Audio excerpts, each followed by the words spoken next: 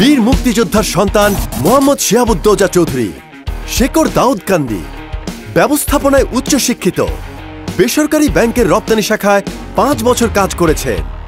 এরপর 26 বছর ধরে যুক্ত আছেন আমাদের পোশাক শিল্পের সঙ্গে।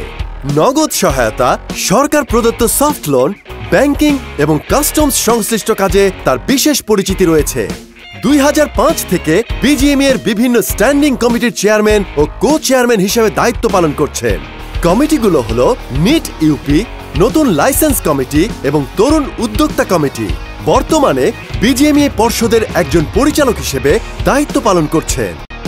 মোহাম্মদ শিহাবুদ্দৌজা চৌধুরী বাংলাদেশ চেম্বার অ্যান্ড ইন্ডাস্ট্রিজের প্রাক্তন একজন পরিচালক, লায়ন্স ক্লাব ডিস্ট্রিক্ট 315 নির্বাচিত সেরা সেক্রেটারি।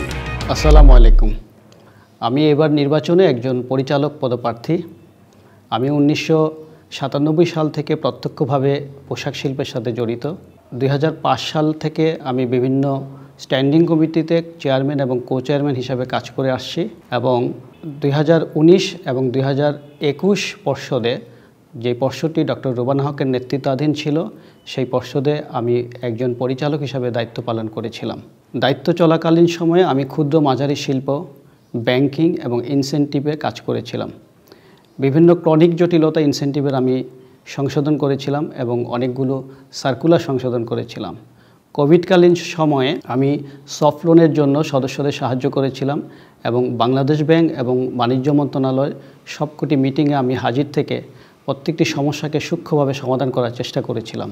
আপনারা যদি আমাকে সুযোগ দেন তাহলে আমি বিজিএমইতে একটি বিশেষ টিম তৈরি করে ব্যাংকিং এবং ইনসেন্টিভ সংক্রান্ত জটিলতা নিয়ে কাজ করব এবং আমি আপনাদেরকে প্রতিশ্রুতি দিচ্ছি, যদি আমি নির্বাচিত হই তাহলে আপনাদের পাশে থাকব এবং আপনাদের সকল সমস্যাগুলো সমাধান করার জন্য আমি সচেষ্ট থাকব। আপনারা আমার জন্য দোয়া করবেন। আল্লাহ হাফেজ।